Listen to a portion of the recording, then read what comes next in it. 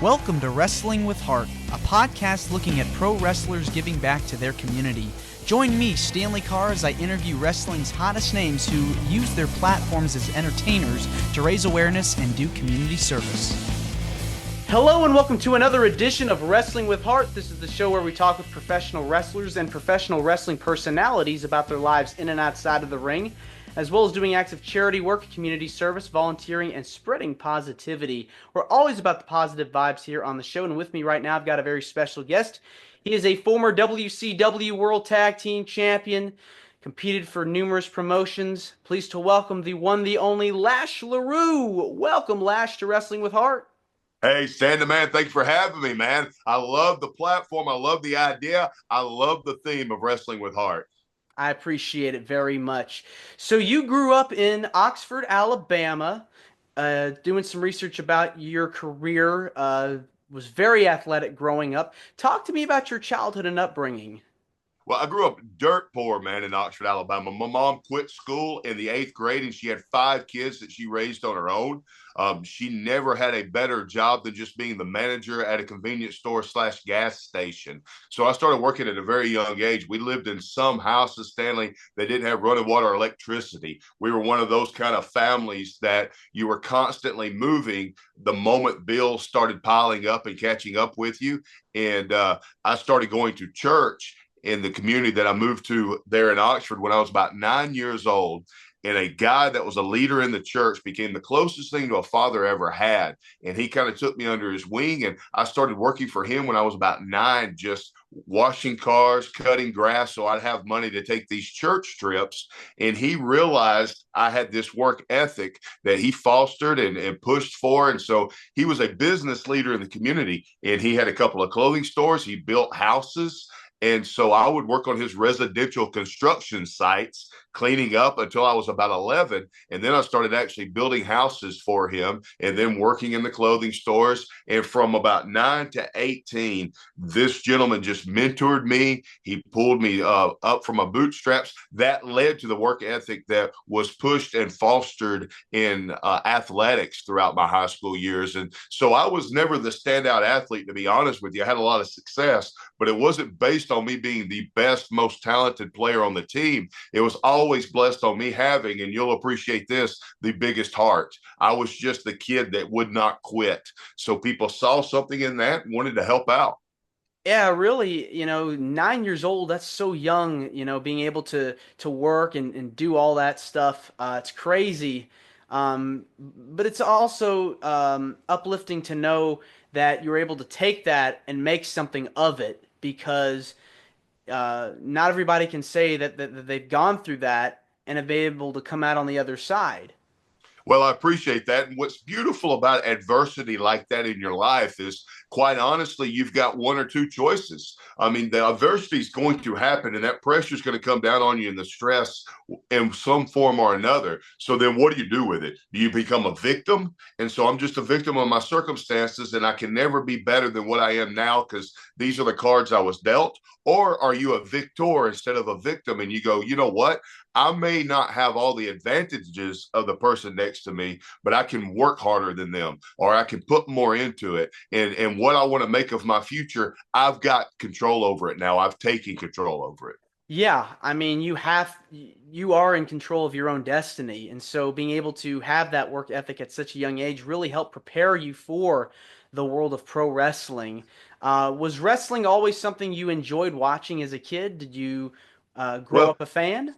Yeah, funny enough, those things always went hand in hand. My work ethic and the things I was going through in my personal life, and then professional wrestling. And what I mean by that is this. So I'm a child of the 80s, Stanley. So obviously I was on the Hulkamania bandwagon early, and I loved that. And he was a superstar hero to me, and he was iconic in every way imaginable that everyone witnessed in the 80s. So I was a big fan of that. I also loved the product that was coming out of Atlanta there with the old NWA before it was WCW. And you had Dusty Rhodes, and you had Sting, and you had Ric Flair, these Southern wrestlers. And so I would always flip back and forth between the two products. But early 90s was about the time I started high school. And that's when the product overall in professional wrestling became a little stale. And they were trying to reinvent a few things and figure out what's next going forward. And at the same time, I was working more than ever and playing sports more than ever. And so I really didn't have the time for professional wrestling that I had when I was a kid to just enjoy it and absorb and soak in the product. Then you fast forward to my junior and senior year of high school while I'm playing football and while I'm wrestling amateurly. I was homeless my junior and senior of high school. My mom had a boyfriend that when I was about 12 years old, he abused her physically. And I was kind of too young to do anything about it or really understand what was going on. And he owned the house that we rented.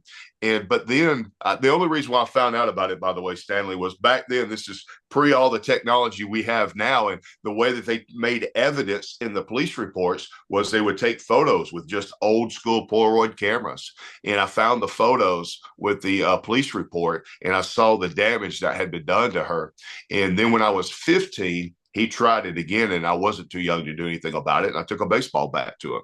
And that caused our family to sort of splinter, not because of any animosity at home. We were all still a very loving, tight knit family, but we had to leave that house that he owned and move in with whatever family would take us in. And by then, I'd been working, like I said, from the time I was 9 years old. So this guy that had this clothing store allowed me to do security at night in his clothing store and sleep behind the cash register in a sleeping bag. And I would be there from midnight to 5 a.m. At 5 a.m., I'd go down to my athletics department at my high school, take a shower, get ready for school. After school, I'd have football practice. After football practice, I had a friend I played ball with. I'd go home with him, eat dinner with his family, shower, do whatever homework I have, then go back up at 12 midnight and get paid to be security.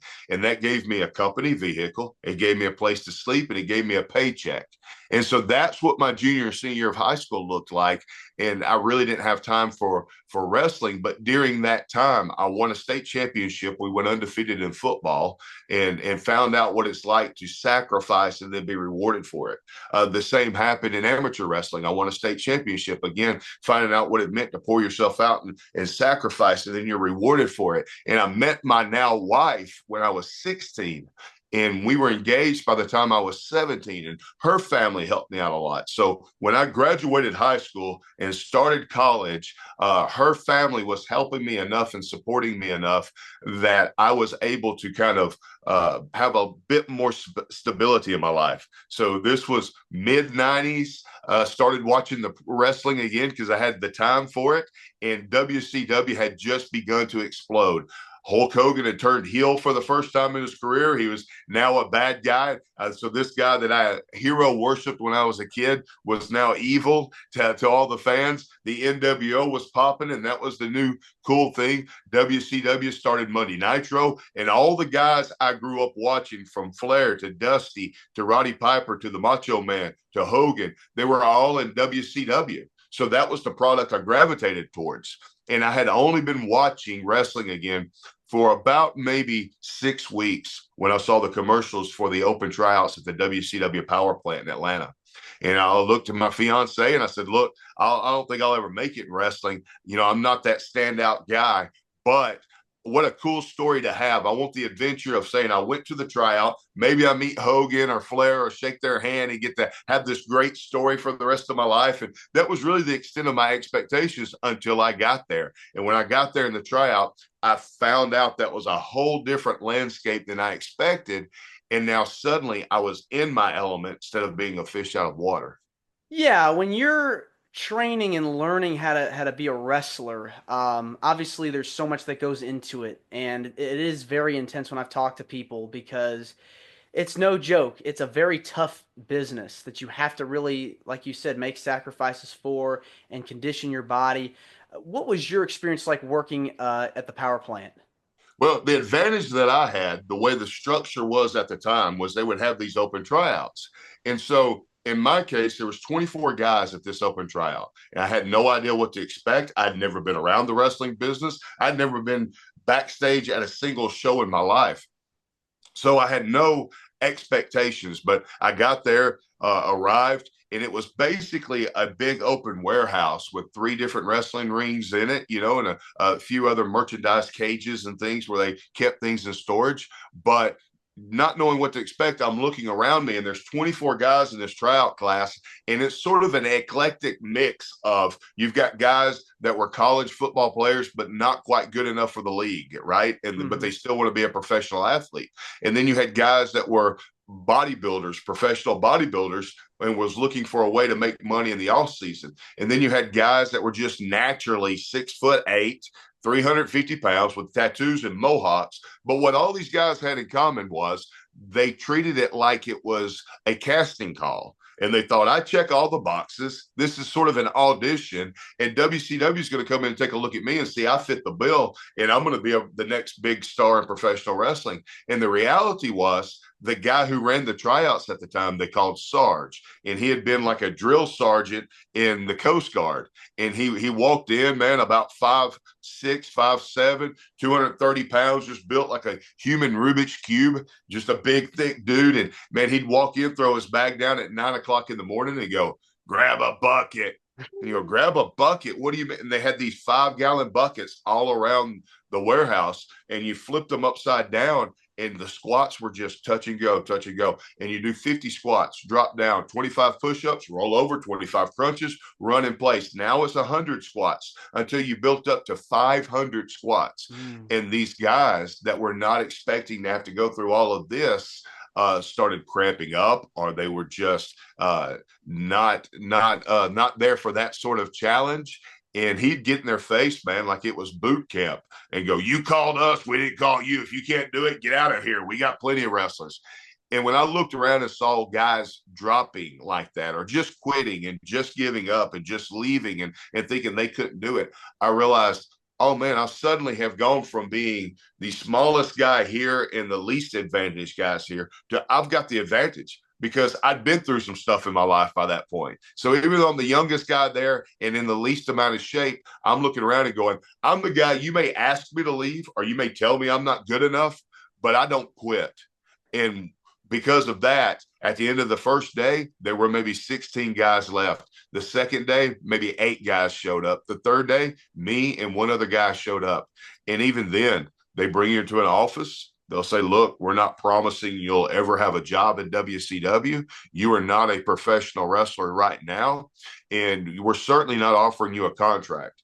The only thing we're offering you is an open door that you can come and train and pay us to train you. We think you've shown us enough to believe that you've got the ability to learn how to be a wrestler. So I paid them, man. I had $1,500 to my name. It cost $3,000 to do the training. The rest of the $1,500 I worked off at CNN, because Ted Turner owned that too. And I would just move around office furniture. But I drove 2 hours from Oxford, Alabama to Atlanta, Georgia, 2 hours there, 2 hours back, 5 days a week, 10 hours a day for maybe about 12 months before I actually had a match for WCW. And then I made sure I was ready for it. Yeah, as we're talking here, the theme really is having that work ethic and being able to put forth an effort and be able to develop a sense of confidence and a sense of passion for what we know as wrestling, professional wrestling. And any pieces of advice that Sarge or any of your trainers taught you that you still apply to today in life now? Well, it was just an overall theme of being willing to have the perseverance of not giving up. And what you realize is, even someone like a Sarge that comes off with this gruff exterior, and you think that this guy doesn't even like me. Matter of fact, he doesn't like anybody. That's not true. Underneath it all, those people are there to help you and to try to push you and make you better. Oftentimes I use the terminology when I'm trying to mentor younger people that you want to be coachable. Well, some people misunderstand that terminology of coachable, because they take coachable as meaning that I'm going to be the guy that gives you a lot of positive feedback and advice, and I'm going to pat you on the back and tell you how great you're doing every day. Yeah, there's going to be a lot of that, Stanley, but there's also, when you're coachable, there's a lot of days when I went to practice when I was getting slapped in the head by the coach's baseball bat, and he's telling me, or a baseball cap, and he's telling me how terrible I'm doing everything and how I need to fix it, and he's yelling at me and motivating me. Now, he's not doing that to be negative or just be critical for the sake of critical. He's trying to push me to make me better. Yeah. And if you can see those motivations in people and take advantage of that rather than taking everything so personally, then there's no limit to what you can accomplish. It's all about having that work ethic. Yes, It's all about not giving up and doing what you can to move to the next level. And so you made your debut, worked dark matches, and eventually made it to television. Were you nervous after having your first match? What can you tell me about your first few matches in the company? I was incredibly nervous. I'll never forget my very, very first match was against Perry Saturn, and it was worldwide Saturday night. And WCW back then, the way they taped the syndicated show was they would do it down at Orlando Universal Studios. And the reason why they would do that is it gave you a built-in audience, right? So you're now an attraction, and you could do 5 or 6 shows a day and tape enough to cover like 3 months of the syndicated show. And so you might be there for a week. WCW might be there for a week, taping all these shows throughout the day. And you just keep rotating them in and rotating them out. And the same way with the audiences. And you'd have these quick syndicated matches like a lot of guys maybe remember growing up watching on the weekend shows. And because of that, for us guys that were training at the power plant, they would just kind of let you know that, look, they're doing the tapings in Orlando this week. You can go down there and you can get in because you'll tell them, hey, I'm one of the trainers at the power plant. That gave you a little bit of gravitas and authority to get backstage. Once you got backstage, it was a lot of introducing yourself to the bookers and the agents and saying, hey, I'm here from the power plant. If you just need a guy, I'm looking to work. I've got my gear with me and I'd love to have a match. And oftentimes you could get a little match that way to be the enhancement talent to make someone else look really good. And so my first match was Perry Saturn. And I remember about to walk out on TV through that gorilla position and through the curtain. And it was really my first wrestling match ever. And I walked out and I thought to myself, man, I forgot that I'm about to go out on national TV with no shirt on, completely laid bare. And I was suddenly extremely self-conscious and nervous. I remember there was another guy that was a trainee in the back, and he had some gear made that was like a leather vest. And I begged him. I was like, man, let me wear your vest to the ring just so I feel like I'm covered up a little bit. It was that awkward for me in the beginning, but you very quickly become comfortable with it all, and you sort of find your way through those things and what works for you and what makes you stand out and what makes you different. What do you feel made you stand out as a talent? An unselfish way of looking at the wrestling business. And what I mean by that is this: first, as a talent and trying to grab the attention of the fans, I recognized and realized, even if I'm an enhancement guy that's not going to get any offense in the match at all, I still have that time from when I walk through the curtain till I get to the ring that belongs to me. And it's live TV. I can interact with the fans however I want to interact with them. And if I can make that connection and they cheer me or they like me, then now all of a sudden I have an advantage because I'm more than just a faceless, nameless guy that's getting beat up. I'm somebody that they're connecting with. And then once I got in the ring, even if I wasn't getting anything in the match at all, I would try to make the other guy look as great as I possibly could. And I'd be unselfish about it because I knew what my job was. And my job was to literally enhance the other wrestler.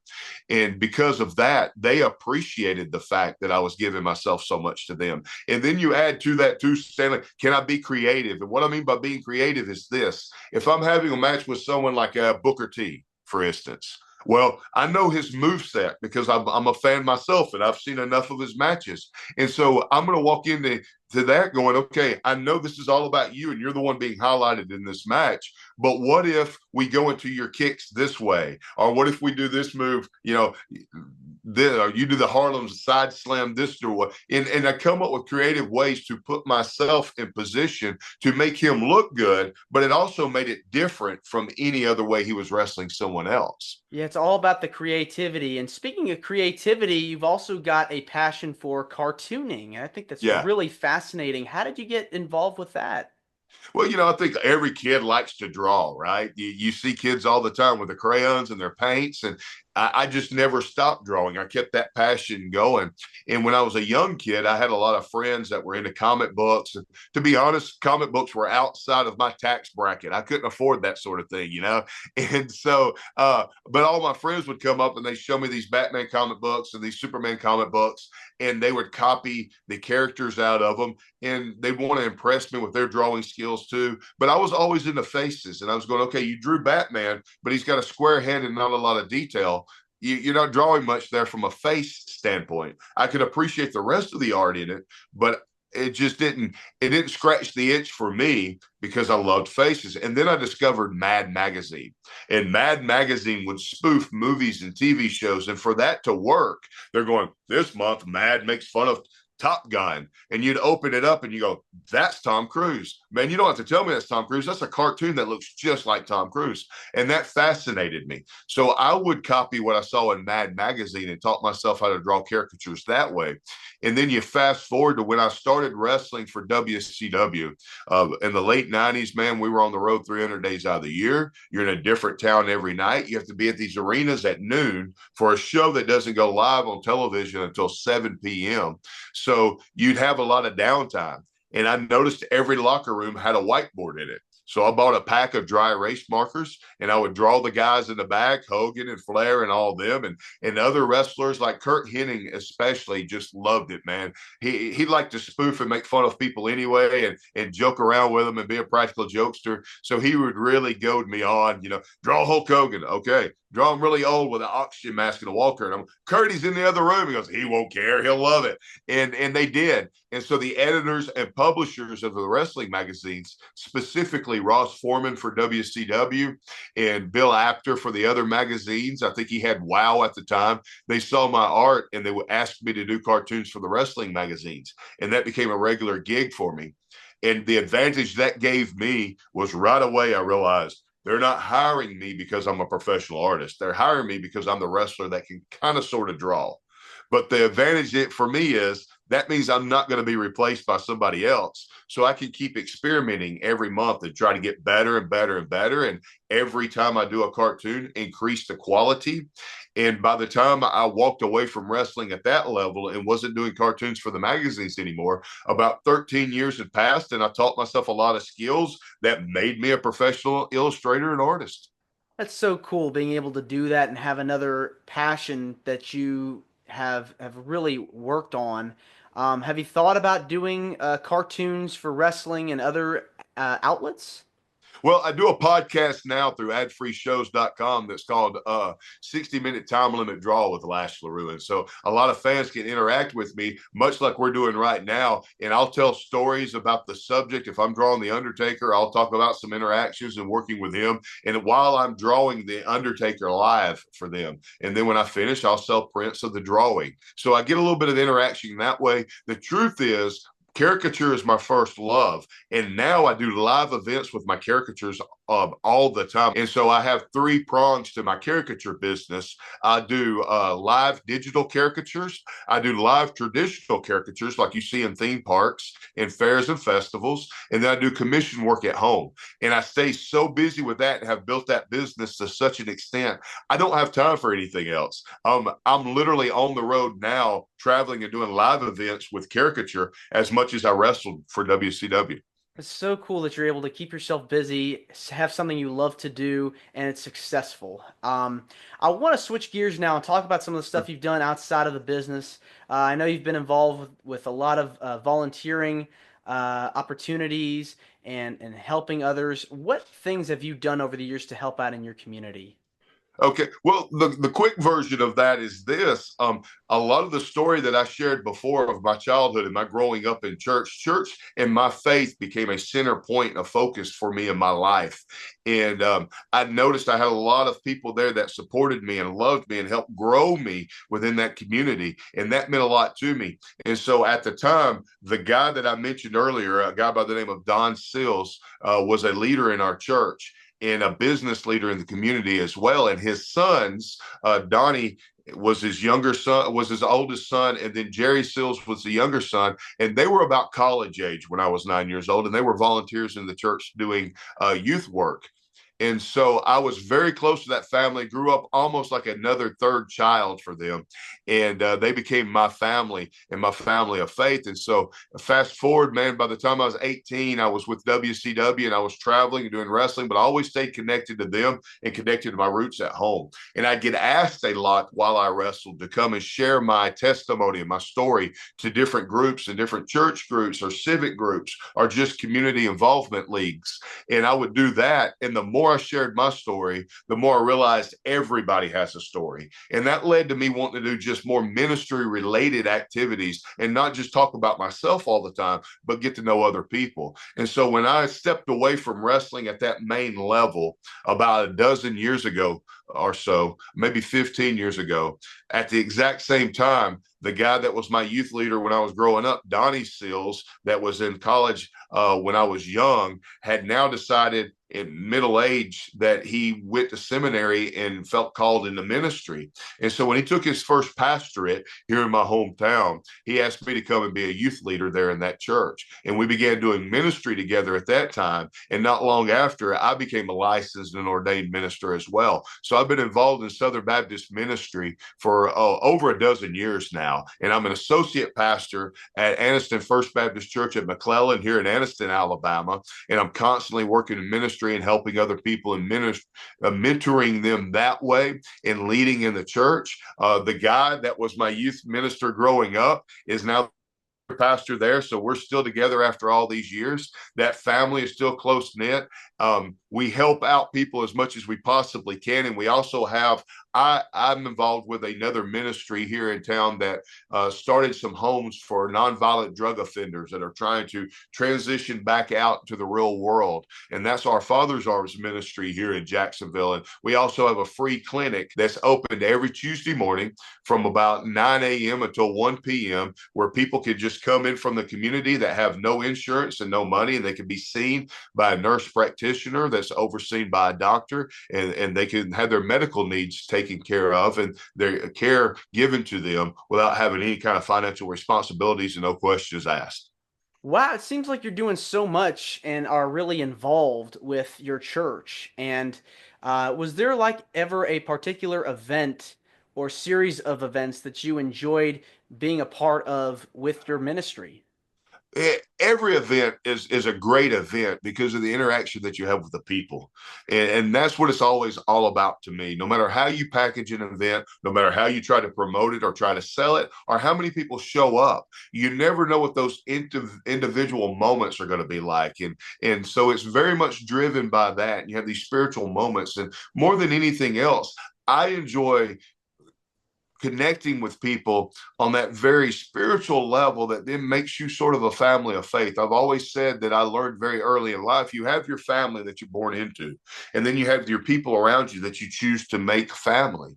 And I think that's one of the beautiful things that happen to us in life, that we knit together with all these people. And no matter how you view your spiritual life, whether you're a traditional Christian or whether you're something else, we all have this spiritual element. We have something inside of us that tells us that, we're meant for a greater purpose here in this world, right? And I believe everybody inherently feels that in some capacity, no matter what kind of labels you put on it. And so I've really believed in the leaning into that. And I think that my life has been sort of a testament of recognizing that when you have that mentality, a lot of opportunities open up. And then it just becomes a question of, what do I want to do with it? And what am I going to do with this opportunity, not only to make my life better, but make the life better for people that's around me? Yeah, and seems like you've touched the lives of so many people that you've mentored. What has been their reactions and their feedback whenever you talk with them? And it's got to make you feel good whenever you've impacted their life. It makes me feel wonderful, man, because I look back and I see the giants that were in my life from a spiritual standpoint and what an influence they had on me and how they were game changers for me, man. And to turn around now, and I'm in a weird transition point in my life personally, where a lot of those heroes of my faith as I was growing up are starting to pass away.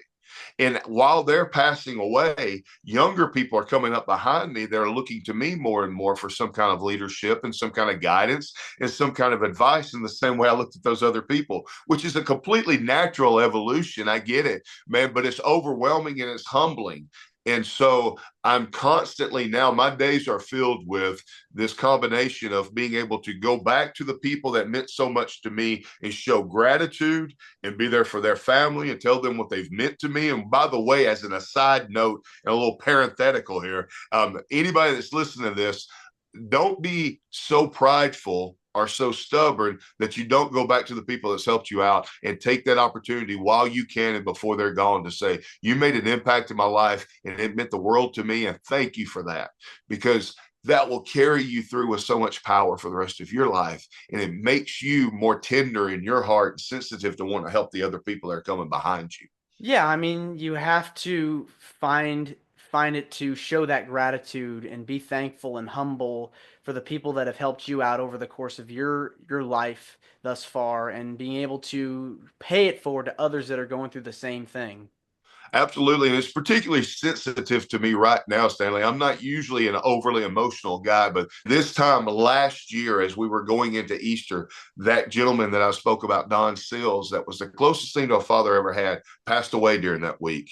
And I had to do the eulogy for his funeral and had to be there for the family. And I had to pastor them through it and minister them through it. And man, it was the hardest thing I ever did in my life. But what I always looked to and was always thankful for the opportunity that week in and week out, I would see him as an elder man coming into church on a Sunday morning. And I never missed a chance to hug his neck and said, I want to thank you for everything you did for me and tell you how much I love you.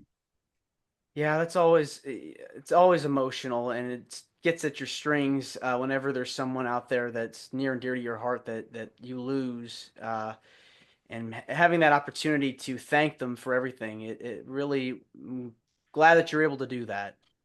Well, I think that the greatest gift that you can give back to people that have helped you out through life, and we've all had times that are moments in our life where we needed help and we needed someone to help pull us up. And I think the best way to pay that back and show gratitude is not only to tell people that, but to live your life in such a way that you show them that the investment was worth it. You invested in me. I'm going to make sure you get a return on that investment that's high. That ROI is going to be high when it comes to me. And I'm going to push myself to make sure that's the case. What are some ways that you display gratitude to others? Giving back in every way that I possibly can. My motivation in my life now is not about, hey, is this a good business decision? And it's not always about, hey, do I have time for this? Do I have time for that? I recognize more and more that there are certain moments in your life where you don't get an opportunity to do that over again, right? And so I may have plans, for instance, and then somebody else is getting married. And I go, okay, maybe I need to change these plans because this person, this is a big moment in their life and I want to be there for them when they've been there for me. Or I have a football coach that was very instrumental in helping push me through those times in my life when I was in high school where I needed that help having good work ethic and pushing through being homeless and all those issues. And those people were there for me and lifted me up. And he passed away a couple of years ago and had cancer. And I was able to be there by his bedside as he's passing and telling him, hey, you were someone that was so instrumental in my life. There are coaches that teach you the X's and O's of playing whatever sports you're playing. And then there's other people who are man makers. They help instill that character in you that molds you into the person that you become. And he was a man maker for me, you know. And so that I think that's the best gratitude you can ever show anybody. Yeah, it's always the little things in life that we have to appreciate and never take life for granted because you just never know. And it's always good to pay it forward to the next generation.